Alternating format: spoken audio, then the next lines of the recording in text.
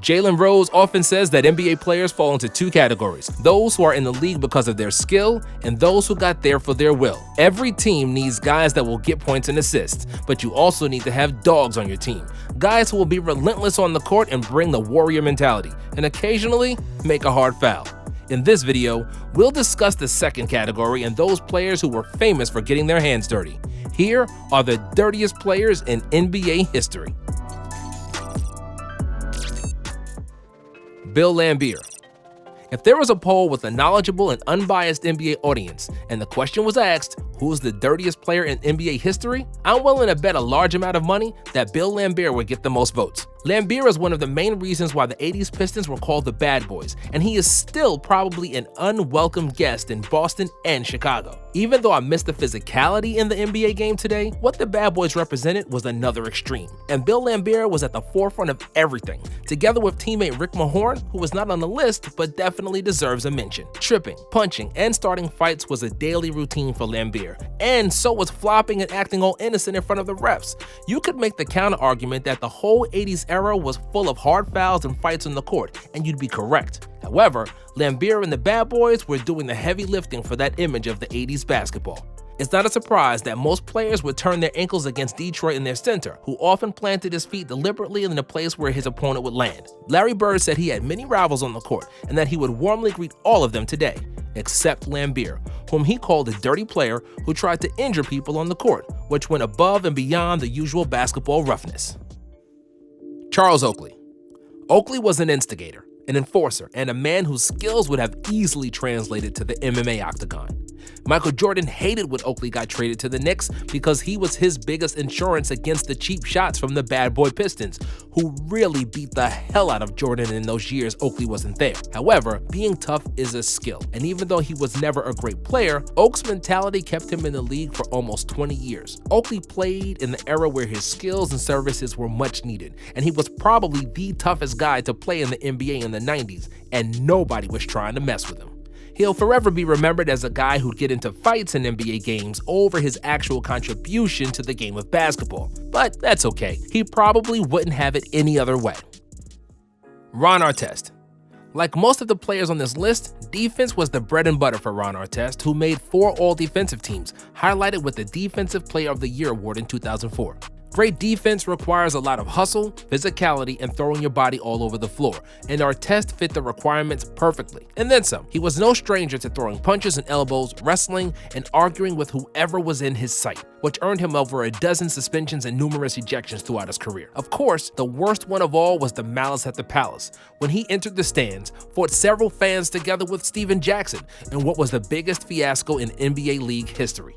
In 2011, he legally changed his name to Meta World Peace, but he quickly showed that his name was an oxymoron. In the following season, he nearly took the head off James Harden's shoulders with a nasty elbow punch, which further cemented his reputation of being dirty. Bruce Bowen.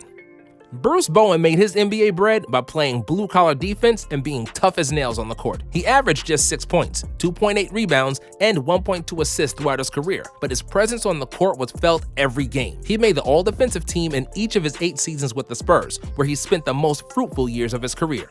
Bowen was the man who did all the dirty work for the team, which he admitted. I did a lot of dirty things, but it's all part of the sport. For example, although I am fully aware that it was wrong to hit Ray Allen in 2006, I admit that I did it fully consciously and intentionally. Bowen would often slide his feet under shooters' legs so they would land badly and hurt their ankles. The same thing Zaza Pachulia did to Kawhi Leonard in 2017, after which the landing area rule was introduced. Bruce would also hold, grab, and punch the players he was guarding, and he was, for the most time, very successful at his job. Kobe Bryant said he was one of the toughest matchups for him, and Bowen was one of the main reasons the Spurs got past the Lakers and won the title in 2003.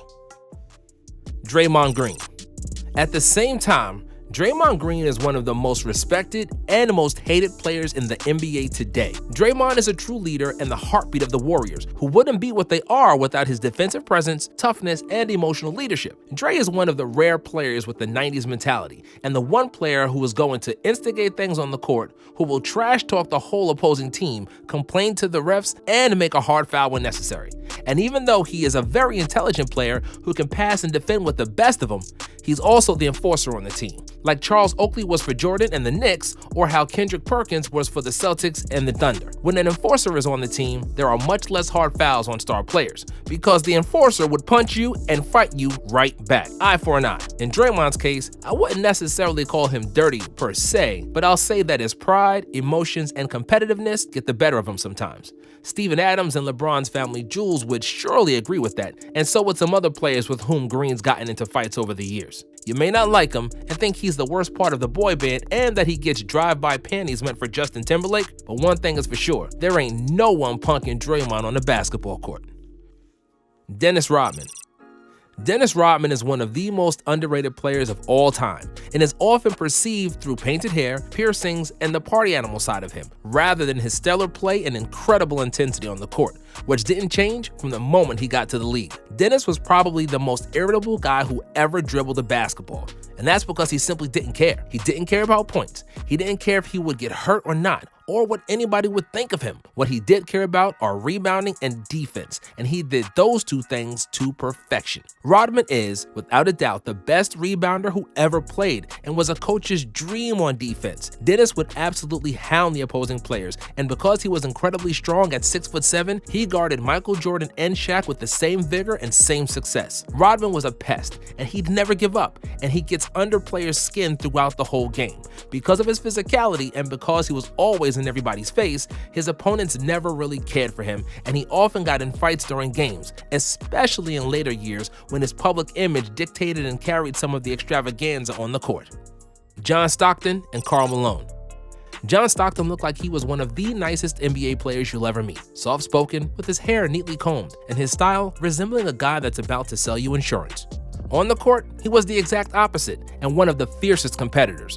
Multiple NBA legends call him a dirty player because he always took unnecessary cheap shots when the refs weren't looking. He was an absolute pain in the butt on the defensive end and would always guard his opponents extremely close, all up in their grill, which annoyed everybody he came across. Oh, and he was also a big flopper too and would play the refs like few other players in league history. Gary Payton said that Stockton, and not Michael Jordan, was the toughest player he ever played against. I have the greatest respect for him. I see him away from the floor. Love him. Great guy. But on the court, he's a dirty bastard, Steve Kerr said. And when a mild-mannered Kerr says something like that, you better believe it. His Hall of Fame teammate Karl Malone was cut from the same cloth.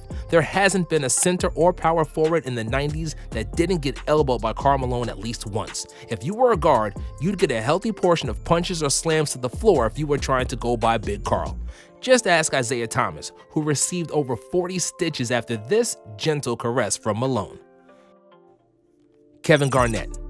KG is one of the most intense dudes, not only in basketball, but in all sports. His maniacal preparation and approach to the game were not matched by many people, and he'll forever be remembered for his trash talking, fighting, headbutting the basket, as well as his Hall of Fame play on the court. If you were his teammate, you loved Garnett because you knew he was willing to die on the court. As an opponent, you hated him because you knew KG wanted to kill you. His mentor was Gary Payton, and he passed on the gift of gab, defensive chops, and some other dirty tricks to his mentee, who didn't take long to become the meanest player in the NBA. Garnett would cuss you out just because you looked at him funny, and he'd also pass a few elbows, kicks, and punches along the way. Very few people had what it took to stay immune to his provocations, and you could count on the big ticket to have both verbal and physical altercations on the court.